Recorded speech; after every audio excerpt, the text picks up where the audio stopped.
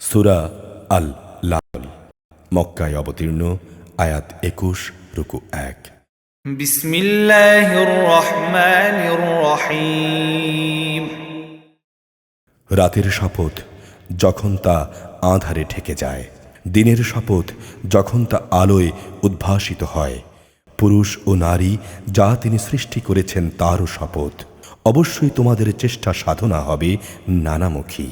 অতএব যে আল্লাহর পথে দান করেছে এবং তাকওয়া অবলম্বন করেছে এবং ভালো কথাগুলোকে যে সত্য বলে মেনে নিয়েছে, অতঃপর আমি তার আরামের জন্য পথ চলা সহজ করে দেব।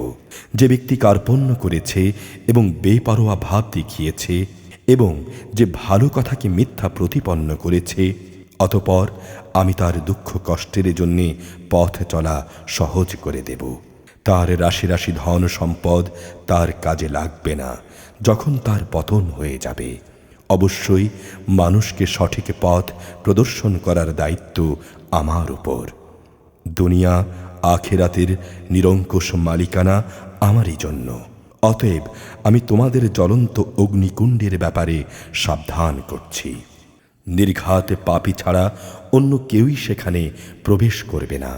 যে এদিনকে মিথ্যা প্রতিপন্ন করেছে এবং হেদায়েত থেকে মুখ ফিরিয়ে নিয়েছে, যে আল্লাহকে বেশি বেশি ভয় করে, তাকে অবশ্যই আমি বাঁচিয়ে দেব। যে ব্যক্তি নিজেকে পরিশুদ্ধ করার জন্যে আল্লাহর পথে অর্থ সম্পদ ব্যয় করে, অথচ তোমাদের কারোই তার কাছে এমন কিছু পাওনা ছিল না যে তোমাদের কোনো রকম প্রতিদান দেয়া হবে।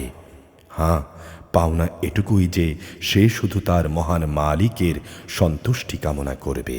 এই কারণে অচিরেই তার মালিক তার উপর সন্তুষ্ট হবেন।